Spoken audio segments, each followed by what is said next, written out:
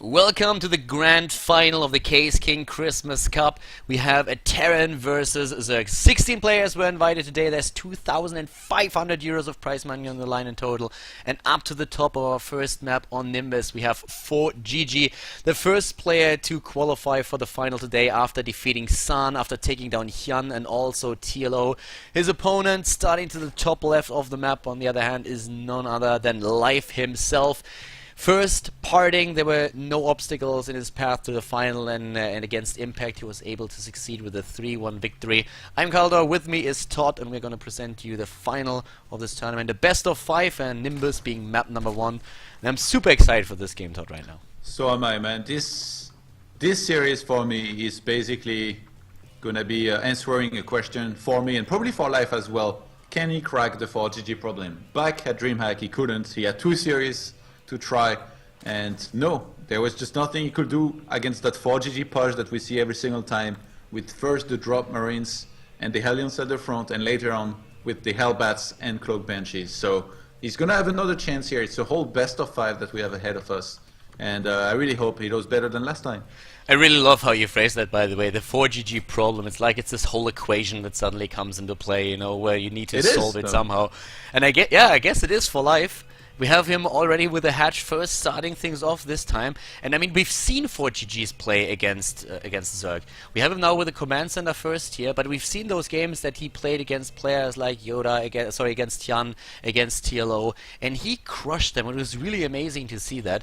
And 4GG just seems to be like completely on a tear right now. Life, on the other hand, pretty amazing tournament by himself too.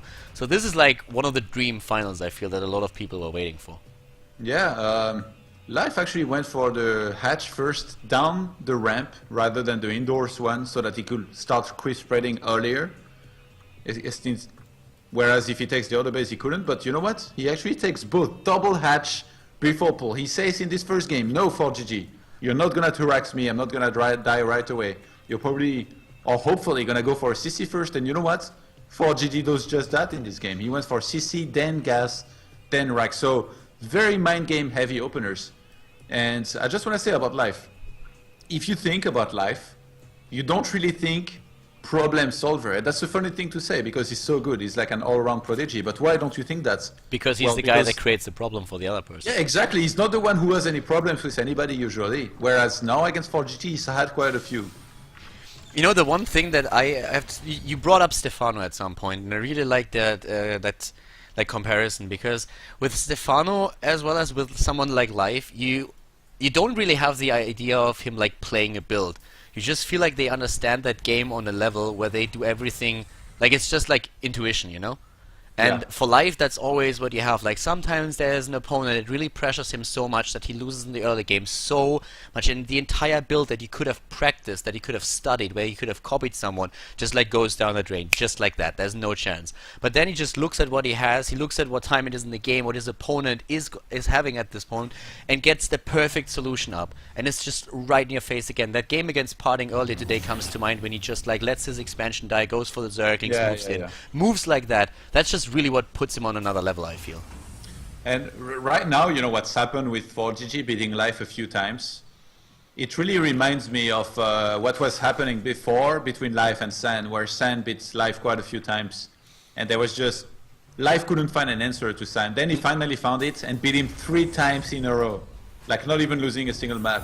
So now, he's facing the same problem against 4GG, where I feel like if Life finds the answer up against the way 4GG is playing, I think he's never going to lose to him as well. But is it going to be this time today here in the Case Cup? I mean, Caseking. Damn it! You're never going to get that right, are you? I'm fired, aren't I? Yeah. The thing is, we already know that Life is going to find an answer. It always does. The question is just when.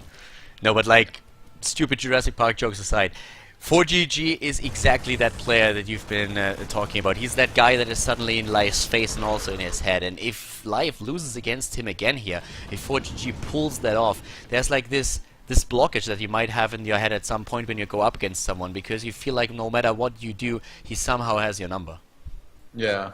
I mean, 4GG coming up with his own build here is also a nice story as well, because he's one of the Koreans that's been in Europe for a very long time. Like, he practically counts or is considered as a European. He's not practicing with the best of the best in Korea. He's practicing with the European community, which is, I mean, let's be honest, supposed to be not as good as the Korean, even though they're still good. So he's You mean being able to even keep though up, we're not North America? yeah. Caldor, you had to bring it. You had to bring them into this, didn't you? But yeah, Hey, you started it. he developed his own style and build that he's playing, and that makes it so interesting. Like he's proved that you don't have to be practicing in Korea to be one of the best players and go up against beast players like live. You know, that's actually a really good point, and I totally love that you brought that up, because there's always like this talk about how you have to be in Korea to really like get on the best level or like get like just improve. And ForGG has been in Europe for such a long time, and he has proven that you don't really need to, that it is possible to just live on a different server, play on a different server your games, and still be on that level. So that's a really good point that you make there. Yeah, you need to have the sickest work ethic, though. Yeah. Like ForGG, he's the guy. I've been in a team house before with him, because when I visited the Millennium House, he's a guy who every day has his alarm set in the morning, wakes up, starts playing, gets some food, plays some more, and then he just plays throughout the entire day, plays a lot. He has the sickest dedication. Like he can do that for a month and just keep on going with it and still have the motivation. That's actually one of the things that where I feel, oh, nice attack here. Look at that sick move by Life, getting the perfect timing down for that third base. But now ForGG is moving in with what we talked about earlier. We have him moving in with Hellbats, we have him on the move also with a few of the Banshees, and this is what Life needs to stop right now. And if you look at the production tab, there is only Zerglings that he has at this point. And Zerglings are not doing all that well against Hellbats. Yeah, he needs them to tank though for the Queens to do the job behind. Wow, but that is not looking healthy. That's not looking healthy at all. Life is losing a lot here. His infestation pit isn't done just yet.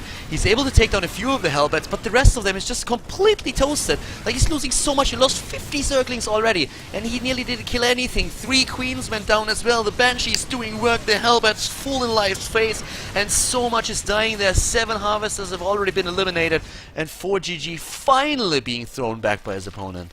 I think that was a good defense by Life though. Like even though it wasn't perfect, I think he's coming out ahead from this because he's got 65 drones against 49 SCVs, and especially that cancel on the third CC was massive. Yeah. Like that third CC was literally about to finish. You know, I when don't Life understand why ForGG made it down the ramp. When Life lost this many Zerglings, I was really afraid he would lose the game there, but you're completely right. With only 7 Harvesters lost and him being on 3 bases, that was absolutely worth it for him.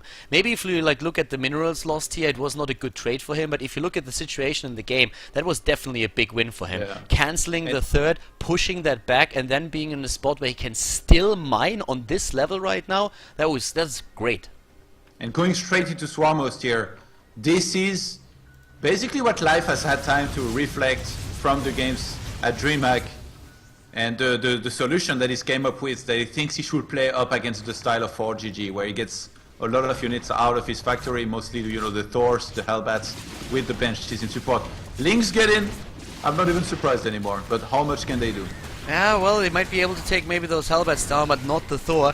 We still have an attack going on by ForGG. He's moving in, taking down one of the Swarm hosts. He has the Banshees over at that third base of Life, the natural I should say, and was able to do some damage there. Harvester killed overall 17, so ForGG definitely trying to put a bit of a dent into the economy of his opponent, taking down the gas now as well.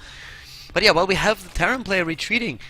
There was another like name that was mentioned earlier, which basically also like shows another player that is able to have like that dedication and that work ethic that you've been talking about, being successful outside Korea. Pold is doing extremely well on the North American server, and he's another one. And one of the things that you pointed out about 4GG that also is correct with Pold is just that work ethic. And I feel like this is one of the things where the Koreans are just a bit ahead of the foreigners, I want to say, that for them it's not only a game and a passion, but they also accept that like esports in general as a job, where you would wake up in the morning and you have like your 8-10 hour day, whichever where you work. And I feel that's a transition that a lot of the foreigners just now start to make in the last like 2 or 3 years.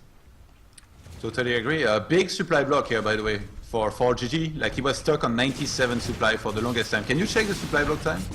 Yeah, supply block time is at this point 160 seconds for 4GG and only 83 seconds for Life. That's pretty bad, yeah. Almost 3 minutes here for 4GG in a 14 minutes game, so He's gonna need to be careful. He started making a lot of depot at the time. Didn't have a cooldown supply back then. And the Spire is now going down. So Life is gonna use the same style that Hyun used earlier up against ForGG when they played on merry-go-round with the Swamos plus the Mutas for mobility.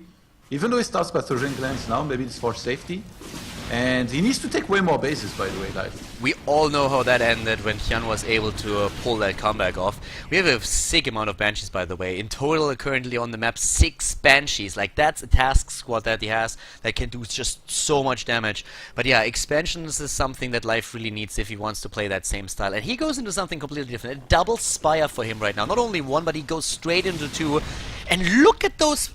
Wow, I mean, those Banshees, they just go up against Spore Crawlers. He loses 1, but he starts to attack Spore Crawlers here with Banshees. Like, I don't even know what to say. He lost 3 of them, though, and that's usually why you don't do that. But I feel he gets his money's worth out of it by just denying the mining and also aiming for the lair now. The Spores need to be moved here. I don't know why Life isn't reacting. He finally could start some units from, I guess, that Spire that he's got. He could make some Mutas to try and shut those down. But right now, the hatchery is taking a lot of damage. He's going to start needing to transfuse it very soon. Yeah, he has the queen count there for the transfuse. He wants to push those Banshees back, and he finally does. But that was a really nice move by ForGG, putting so much pressure on Life, and I don't think that he expected that at all. Life has had enough, by the way, with that base. He's just making mass spore now. Yeah, he's completely fed up with those attacks. He's like, alright, I got the message. I'm gonna get like 10 more Spore Crawlers. Not quite, but we're getting there slowly.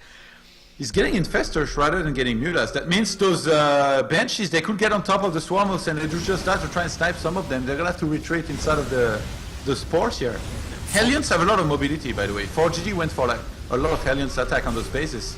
Yeah. Maybe he could kill some drones, but keep in mind there is quite a few Queens, plus the Infestor ready to fungal if they did. And ForGG goes for that mech style here again. The Thor count is increasing. He has a lot of siege tanks as well that will help him against the Locust. Another base for Life down to the bottom left of the map. Also, the Banshees, they move into another map, but there's the fungal. This time, it's hitting nearly all of them.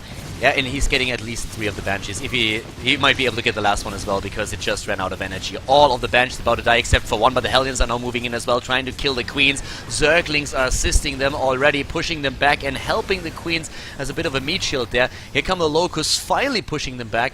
Queens, of course, using transfuse energy to be alive there. The fungal not hitting. The Infestor's getting away, though. And ForGG losing his barracks means he couldn't make any more factories here for a second, so he's having to remake that right now. He was maxed out up until a second ago when he lost a lot of units, but right now he's working on his mix. We have lots of Thors, tanks, and Hellbats. Very good ratio. And we have, by the way, 34 workers killed by ForGG over the course of the game. Life only eliminated 2 SCVs. And resources lost is still nearly the same. Of course, also thanks to the Swarm Hosts, which with the Locusts are still extremely cost efficient. More upgrades are being started by Life now. The Hive Tech started, Infestors coming into play. ForGG slowly sieging forward, taking another base at the right side. And the one thing that Life didn't do that we saw from Hyun is get this really ridiculously high Mutalisk count that can then help him to just control the map. He doesn't do that. He goes for a combination with just Swarm Hosts, with Infestors, and yeah, just a bunch of Queens to defend against the Banshees that are not really a problem anymore. Well, and as I say, ForGG starts the Banshee production again. Double additional command center for ForGG, who did a very good job of expanding quickly in this game so far, but he needs to not relax too much with that. Like, he needs to continue expanding, I think, so that he can make sure later on he can transfer SE. Remember his game against Hyun and merry-go-round. It was really the expanding that affected him a lot, as well as playing too passive. And Life is starting to build up that Infestor count very, very nicely. He's getting Burrow as well, so that he can go around stealth, but yeah, not quite the Hyun numbers just yet. What surprises me is, okay, there's the second attack upgrade. I was just about to say that it surprises me a little bit that Life doesn't utilize that double Spire as he should, considering how fast he added that second Spire to it. But now he started the second attack upgrade, and that's a tech transition in the making that might surprise ForGG completely. Because at this point, he's mainly building siege tanks. He doesn't really have that massively high amount of Thors just yet. It's only 7. So if he doesn't continue that production, a transition into Mutalisk at some point might blindside him. So many Locusts are gonna get in there and take out all the tanks, aka Sergeant Hammers. One by one, man. tanks are already down, and you know the player that expands again is actually ForGG. To the right side of the map he adds another command center now, and his mech army is slowly moving in. Life has a lot of worker supply here still, 75, and the army supply therefore as a result is better for the Terran player, who's also looking at 2-2 upgrades for his army right now, starting to really pressure his Zerg opponent. Galdo? Yeah? I cannot hear you, man. Well, can you do it again? Well, there we go. Starting to move again into the army and dropping all of those infested Terrans, trying to hit those, and he does a lot of damage there. Really well done by Life with the defense, and ForGG really troubled. Like, he lost so much in that last engagement. 14,000 against 11,000, and still Locust pushing their way in to keep that siege tank count low. Life is getting 2 Ultralisk and about 30 Zerglings. I'm pretty sure that's for sniping some bases, and he's actually playing this very differently than what Hyun did. Yeah. Rather than making Mutas, he went for Infestors and much earlier into Ultras. I think he's going to go into Mutalisks later, if he has the resources. Because what he's currently doing is just like get the upgrades for air units, even though he doesn't build anything. And he forces ForGG to focus more and more on tanks and not put that many Thors out into the map. And at some point, when he feels like that with the ground units, he cannot really achieve anything anymore. He's just going to try to turn things around and invest all of his money into Mutalisk, fly in with 20 to 30 Mutalisk, magic box the remaining Thors with those upgrades that he has, and then try to end the game with that. Yeah, that's a very good point. Or even go into the bases, basically, that have virtually almost no turrets. Yeah, exactly. Like, that's a very good point. Like, the turret count is extremely low. We have 5 missile turrets. That's nothing if you compare it to the 4GG versus Hyun game. Yeah, that's about a quarter of that of what there was for one base, basically. Yeah. Nice save, by the way, on that planetary that we had by 4GG. Is able to just, like, heal up everything. 17 mutas being made now. Yeah. Merry Christmas. Well, those are going to hit one of those bases pretty hard. I'm a bit surprised, though, that he doesn't get more than that. Or, well, he's once again supply blocked at 200. That's probably the case. I still think it would have been better for him to free up some supply and go for a 30 right off the bat. He wants to have that snowball, you know? He wants to take down... If he wants to fight the army, then he wants to take down the Thors and then just crush everything else. Yeah. But with 17, there's a very good chance that he just flies into the base. He's gonna wait, no? He's gonna wait a bit. Well, he could... I don't think he wants to lose any of his units, but right now some of the infestors might die. He's gonna use a lot of infested Terran. Todd, it doesn't matter, he killed the Thors! He just YOLO'd against the Thors, he took the Thors down, he's still at 200 supply. Counter-aggression to the bottom left, takes down that base, but I don't think he cares. There are the Mutalisks, and there is no anti-air. There's nothing. He has like a couple of missile turrets and 1 Thor, nothing else. There's 8 tanks, there's Even nothing. Thor is out of position. He's like on the right-hand side doing absolutely nothing. Well, that Thor is not going to do anything no matter where he is. Not against 16 Mutalisks on 2-2. And now the Swarmos proceed to go forward as there is no tanks. The tanks are pulling back Life in complete control. Yeah, down to the bottom left, 4GG killed 1 base. He has still those additional Banshees on 3 upgrades, by the way, that are wrecking the base to the left side. But the big story is really just the Mutalisks and the Swarmos just like slowly and steadily moving forward, especially the Swarmos leapfrogging into the vicinity of the Terran players' bases. All of those production structures are exposed, and the GG is dropped as 4GG loses game number 1 in the grand final of the Caseking Christmas Cup to his opponent. Life takes the lead in the best of 5 series.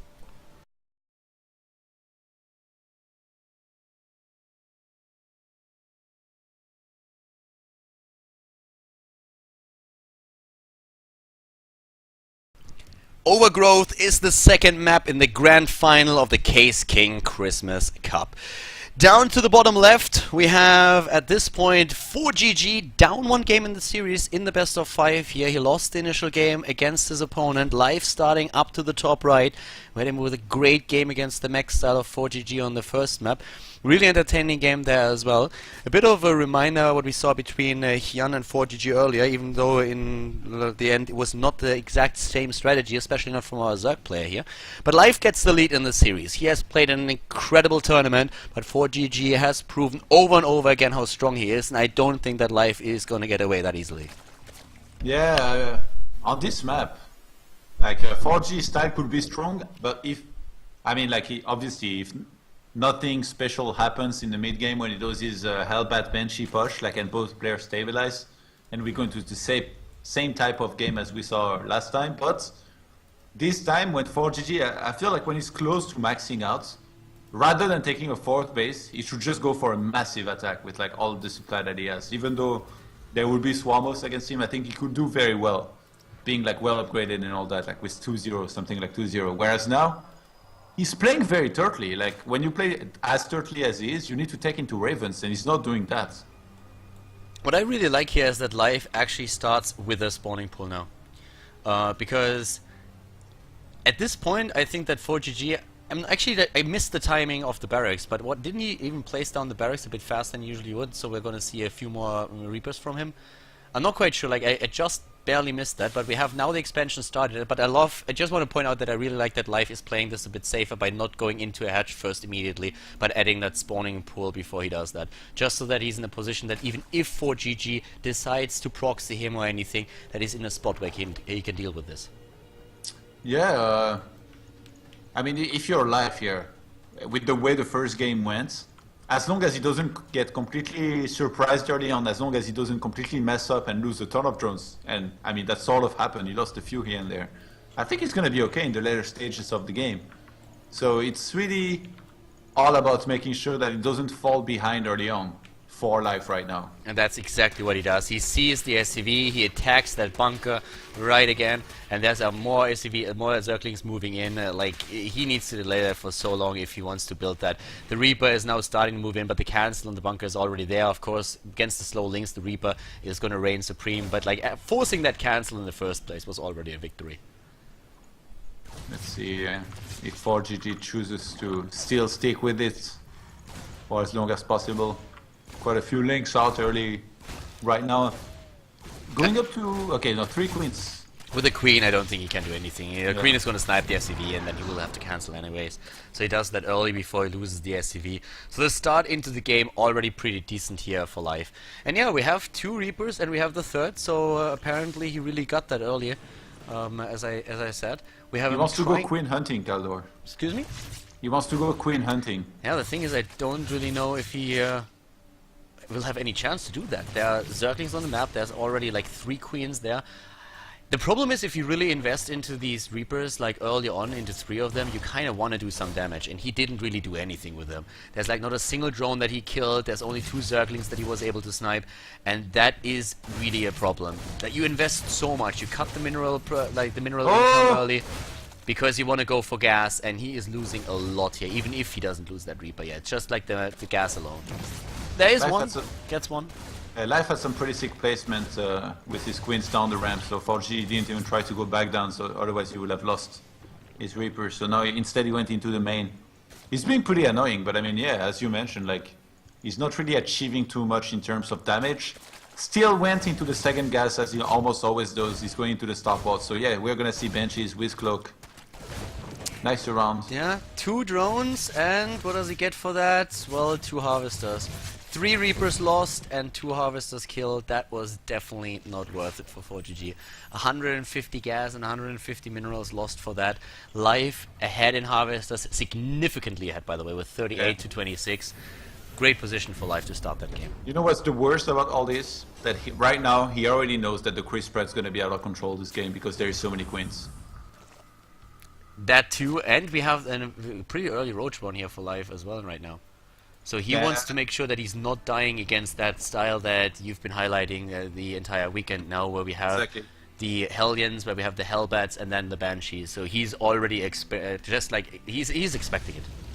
Yeah, I don't think that Life is going to be trying to skip on the spore callers like Hyun was, though. I think he's going to wait till the last second and try to make them perfectly on time, basically. The lair tag is already halfway done. We have the evolution chamber on the way, a 3rd base attempt by Life. He's just pulling all the strings, like trying to just like do all the things and macro it up, and still waiting for his opponent's attack. There's already the armory halfway completed. We have the cloak upgrade started, and also the Banshees, of course, on the way. But this attack, like, Life is expecting it, and he wants to meet it with roaches. He's getting them right now. The +1 attack upgrade has started. More queens are building. A spore crawler is already on the way, even before we have the Banshee attacking here. So he's just like playing this extremely safe. Yeah, he even got up to the ramp of ForGG and he saw the add-on on the startboard researching cloak, so he knows perfectly what's happening here. And you see the Spore, it finished perfectly on time in the main here for Life. He's now getting one in the natural as well. And as long as he defends well. Yeah, the third base is still pressured, and he wants to go for the queen. He's trying to get the queen there. Oh, and he gets one of them. But the vision is there now. Second queen is taken out, though, so that Banshee is still able to do some damage. And the Hellions actually get into the main base, but only to die there. This is their tomb, this is their grave, and nothing else. They're not going to get too many kills here. At least they shouldn't. There are too many roaches already. They get like 1 or 2 drone kills, but all of the Hellions about to die. 2 more are moving in. God knows why. They should have seen their friends die a painful death already, but they still... Maybe it's solidarity. And with this attack getting completely shut down, I feel like Life, he's in a great position to drone up as much as he wants. But instead of doing that, he's just getting units. He's only making roaches so far. Yeah, I'm starting to want... I think he might just go all in. Yeah, well, it's not even an all-in. He just goes cross-map and does as much damage as he can. I don't even think it's an all-in as long as he does enough damage there. He has still that third base behind it. I'm not sure if he can hold it, but the Queen moves in to take down the Banshee now. So even if he like loses a lot of units there, he will still have those 3 bases. A transfuse would be nice though, like the Queen could at least transfuse the hatch there to make sure. Without Banshee, you have a lot of work ahead of you. Yep, we have a few units going into the main base, by the way. The counter-aggression with the Hellions once again, but it's shut down immediately by Life. And at the same time he attacks at the bottom, just look him move in there. We have 68 army supply against 13. ForGG does have nothing. And I think Life solved the ForGG equation. I think Life, I understand why he didn't want to play a best of 7, man. He only wanted to play 3 maps. It looks like it, right? I mean, ForGG is... Yeah, he has no chance there. He's losing everything here. Down to 15 harvesters, down to like 10, and Life just doesn't stop. The Banshees are the only thing that keeps ForGG alive, and Life is just trading. He's just saying, I kill all your harvesters, even with the mules that you have, you won't be able to make up for that, considering that I'm still in possession of 3 bases and having the better count. He goes into Spire, he drones up. The harvester count for ForGG is at 5 now. He has 5 SCVs and his mules, and that's it. And another set of roaches is already moving down to the low ground to snipe even the mule and the 2 remaining SCVs there. I mean, if you're ForGG here, you really have to wonder, like, what do I do with this guy now? Now that he knows how to play against my style, now that he shuts down my attacks and then goes for the right counter-attacks, or drones up enough to be well ahead in terms of economy early on, it's just going to be so hard for ForGG to beat Life from now. Yeah, I mean, there's only 1 SCV remaining, and usually we talk oftentimes about that a Terran player can lose like 30, 40 SCVs, and as long as he has 3 CCs, he's fine. But ForGG is like, he's definitely not fine. Life has 1,000 minerals and 1,000 gas, and that means 10 Mutalisks. He's building 9 already, now that the Spire is done, and I think the only thing that ForGG is doing is go across the map with the Banshees. Then he's going to meet those Mutalisks, and he's probably going to leave the game right there. I cannot see him trying to come back into this. It seems impossible. Yeah, but I mean, even going from here, like going into the next game, like, well, what should ForGG be thinking or even trying anymore? Like, it's going to be so hard. Yeah, it definitely is. I mean, there it is. Like, he sees the Mutalisks, 10 of them pop out, and immediately GG, as ForGG says, like, okay, this game is over. I have nothing better at home. I cannot do enough damage with the Banshees to make up for that. So that's quit it right there. Leaves the game, and Life is in a 2-0 lead now against ForGG in the grand final.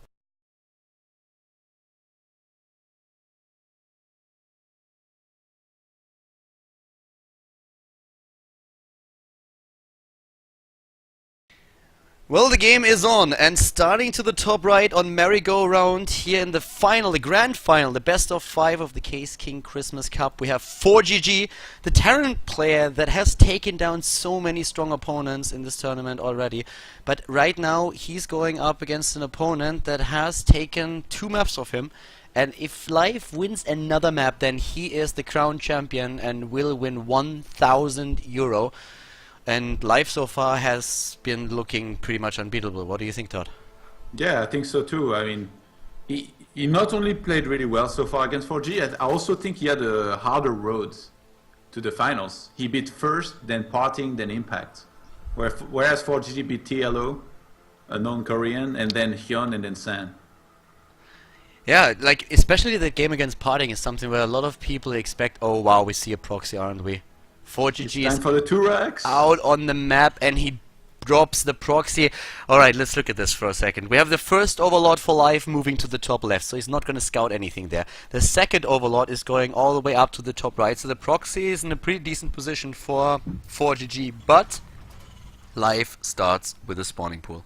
Life is too smart, man. Like, he knows that the previous game, it was already kind of likely, like he could have to play against the two racks, so he went for the pull first. And then rather than thinking, well, you know what? He didn't go for the two racks in game 2, he's not going to do it in game 3.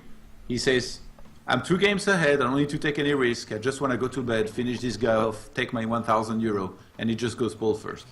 You know, so many people actually like tweeted me, Caldo, you're such a nice guy, like giving your life 1,000 euros as a Christmas present. And like right now he's in the final with a 2-0 lead, and he gets the perfect build against what ForGG does there. It's incredible. Like, this kid is so damn good, and I really expected this to be a match where ForGG is just like giving life such a hard time and might be even the victor here. But right now we could see a 3-0 incoming.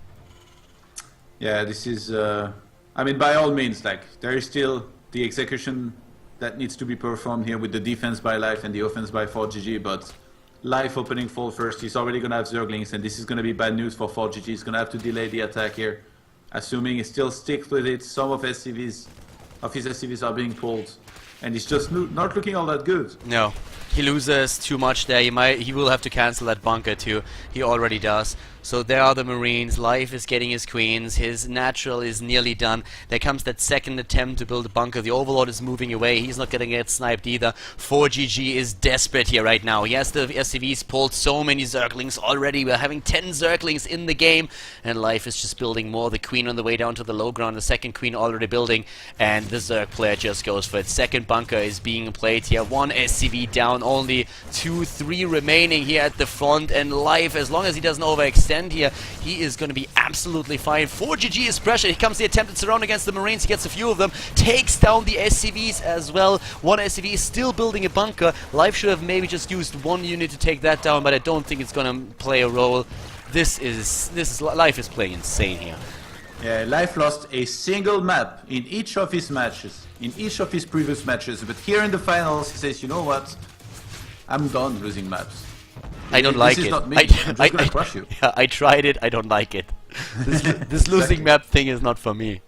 I mean, he lost a lot of mining time pulling the drones, but the initial hold was convincing enough that now he's gonna have queens to work with. He's got 2 of them in total, and yeah, he can just get enough links to crush those Marines.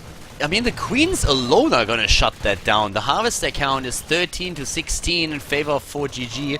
But those Marines are being taken out. Yeah, Harvest, like, resources lost in favor of the Zerg player. He moves back, and now with the queen count that he has, he's starting to saturate his natural now.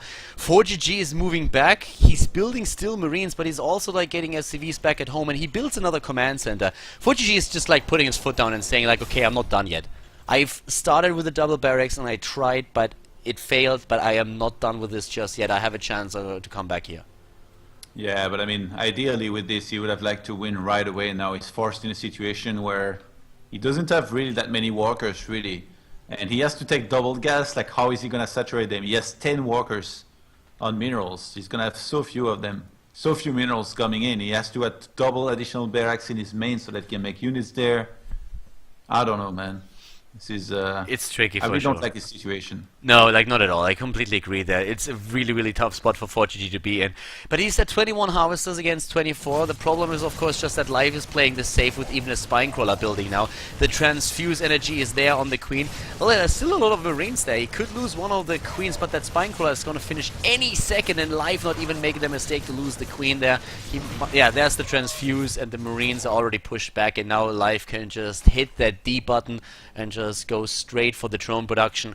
We have him at 29 already. The larva mechanics are going to kick in now as the queens are injecting again, and he is going to be far ahead in the worker count in just a few seconds. He actually lost 1 queen, which is unacceptable. What a noob. By the Life standards. This this kid is just like crazy. I mean, ForGG has now his own expansion nearly up. He has the command center. We have him on actually like 4 barracks now, and he's getting reactors on 2 of them. So we have him straight going into Stim. It looks like he's just gonna go for a massive amount of bio units at first. There's no tech for him. There's no factory that he can use. No move into a starport. We have him with just a lot of production barracks. We have him with we have his opponent with a 3rd base now starting. And ForGG is at least taking down the creep tumors here. Misses the one active that is active though, which is very annoying. You think any chance ForGG just YOLO it up? Like no eBay, no factory, just 4 axe mass units and then go. The thing is, if he does and Life builds a Baneling Nest, he's doomed. So yeah. I doubt that he's going to do that. He's doing Marauder heavy at first. Like, I mean, he added on 2 reactors so that he can at least make quite a few Marines, but yeah. Out of the 2 barracks that have tech labs, he's making quite a few Marauders. Like, he isn't adding anything else, so I don't see him here with a factory just yet, but the thing is, if he really wants to attack with this, Life has a halfway decent creep spread already, he's working on it. If he gets a Baneling Nest, then I do not think that anything that is not involving some kind of, like, at least support for the Bioforces has a chance. And here we go, Baneling Nest is starting now, 22 Zerglings on the way as Life finally saw those Marauders in the middle of the map with the 1 Zergling that he had there, so he's looking to crush this army. I mean, Steam Pack's not even finished, Combat Shield's gonna finish, but he's Marauder heavy, who cares?